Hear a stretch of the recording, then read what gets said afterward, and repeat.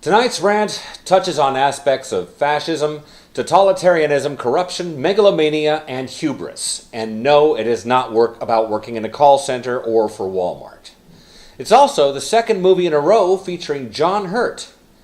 God, I swear the guy was born old. Oh, and it's technically our first comic book movie. Strangely, that's one genre I haven't really paid much attention to yet. Shit, I'm still trying to wipe out the memories of that fucking George Clooney Batman movie. Here's your damn rant show, folks.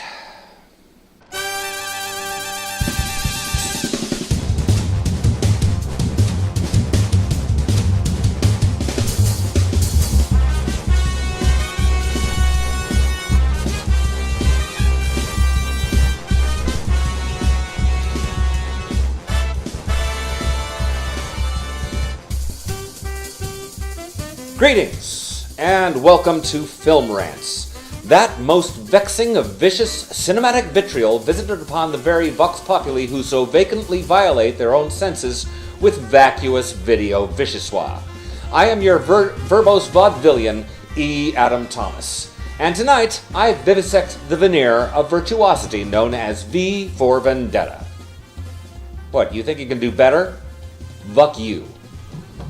This 2005 James McTeague film, based on the DC Comics graphic novel by Alan Moore, stars Natalie Portman, Hugo Weaving, and John Hurt, with strong supporting performances by Stephen Fry and Stephen Rea. The story is basically an elaborate revenge plot, with savage doses of socio-political rebellion. It takes place in a futuristic Great Britain, which has turned into a rather brutal fascist state, which still, if only to facilitate a degree of mundane complicity in the populace, retains a strong element of suburban detachment and complacency. The titular character, V, played by Weaving, is a vigilante, tortured and wronged by said Nazi-like state, ultimately deformed by a cruel medical experimentation who has taken it upon himself to revive the memory of Guy Fawkes Day by destroying the Old Bailey Criminal Court building to start his campaign. Ultimately, of restoring justice to Great Britain by waking up the populace and basically inciting revolution. Into the fray wanders Evie Hammond, a somewhat gun-shy young professional woman who works for the state television news agency, which, unsurprisingly, comes off looking a bit like Fox News. After V saves her from being raped by members of the secret police known as Fingermen, her life is never the same, as she witnesses his introductory act of rebellion firsthand. Not long after, while back at work, she ends up impulsively saving V from being shot by police when he invades her network news studio. After she's knocked out, V takes Evie back to his lair, and a strange kind of relationship develops between them, not too dissimilar from a variation on Stockholm Syndrome. She manages to escape, if only because she's afraid more for him than of him, and hides out at the house of one of the network's personalities, played to great effect by Stephen Fry. All the while, V, and by extension Evie, end up being pursued by Finch, a homicide detective who is intent on nailing V. All the while, Hurt plays the pseudo-Hitler character, Adam Sutler, who quite literally rules the country with a totalitarian methodology. Even after seeing Hurt as the war doctor in last week's film, it's hard not to want to see his ass in front of a firing squad in this film. His portrayal is absolutely convincing, aided no doubt by the virtually Orwellian way he is presented throughout the film, a gigantic, vicious, angry face on a huge video screen. This film really is one of those films that dance dangerously on the edge of trying to be too many different films at once. It has visual and thematic callbacks to 1984, Diary of Anne Frank, Batman, the Law and Order franchise, Schindler's List, and Phantom of the Opera, with a sort of tongue-in-cheekiness at times that almost has you expecting the TARDIS to pop in at certain points in the film. I've seen other films that attempt this kind of thing, and usually they implode under their own weight into a confusing and pathetic mess. But not this one. Somehow, with all this subliminal shit going on between the lines, along with some of the more modern sociological underpinnings that also less than subtly permeate the script, it manages to hold together as a cohesive and entertaining narrative that also somehow gets you to think about some of the darker similarities to the real world. I may never have read the original source material, but if it's half as good as the film, I'm pretty damn likely to seek it out. The commentary on the state of our current society, however, whilst being one of the film's biggest strengths, also happens to have ended up being one of its biggest downfalls. This film has been co-opted by the 9/11 conspiracy theorists who want to believe that it contains subliminal messages about how 9/11 really happened, especially the notion that the government itself engineered the very tragedies and crises that enabled the fascist state to usurp power from the monarchy and allow this dictatorial ruler to assume control of the nation. This film only came out about 4 years after the attacks on the World Trade Center, and was publicly vilified by the right and vindicated by nutjob conspiracy theorists who all but accused George W. Bush of ordering those planes into the Twin Towers personally.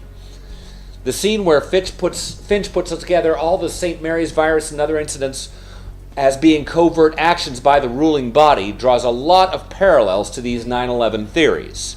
The thing is, whether this similarity is anything more than coincidental happenstance, given that the original graphic novel was written almost 20 years before the World Trade Center attacks, or an attempt by the screenwriters to make some kind of obtuse political statement about how horrible and corrupt our government really is, it goes without saying that attributing some kind of covert communique to a scene out of a movie, a comic book, or a movie about a comic book is about as fucking stupid as you can get.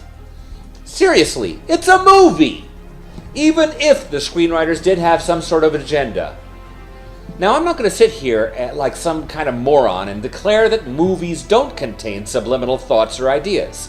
But if you honestly think any movie, no matter how cool or well-made or poignant it is, could actually have the power to completely overthrow a government by exposing its alleged crimes, you're as stupid as the fucking assholes who bought into Adolf Hitler's bullshit, hook, line, and stinker back in 1933. Keep your drooling, helmet-wearing, crayon-eating, ass-scratching, booger-picking, twilight-watching, bed-wetting, earwax-sniffing, dog-kissing, short-bus-riding, soup-slurping, Duck Dynasty memorabilia-buying conspiracy nut theories to your goddamn self and watch something besides Bill O'Reilly for a change. Oh, and just so you know, the Bush administration never would have been fucking smart enough to pull off 9/11. Fuck! Dick Cheney couldn't even tell a difference between a quail and an attorney. Get a clue, fucknut. On to the rantometer. I'll give V for Vendetta a 4 for artistic, losing just 1 point for some kind of cheap lighting used on some otherwise amazing sets.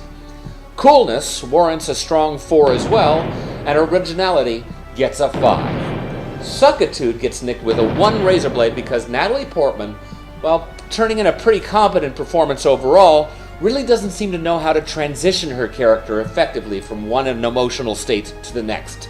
It's more like she had a remote control with buttons marked mad, sad, glad, and what the fuck? Still, that gives the film a strong 12. Still waiting on more requests for the rest of December. Get your requests in, as I will be naming names and making you a microstar. Use the hashtag FilmRantsEAT or message me directly by email at filmrantseat@cox.net. Also, check out the description on this video to get the Film Rants Facebook page URL. Verily, this vichyssoise of verbiage veers most verbose, so let me simply add that it is my very good honor to bid you all adieu. Good night, everybody.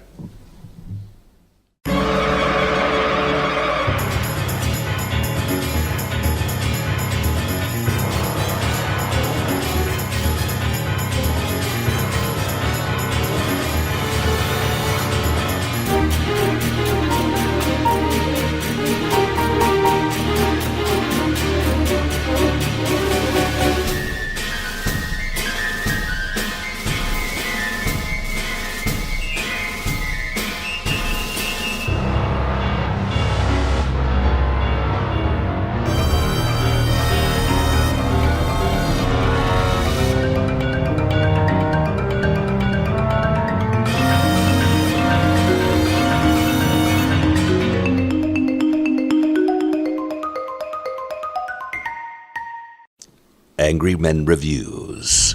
Many fucks said, no fucks given. I'm dirty!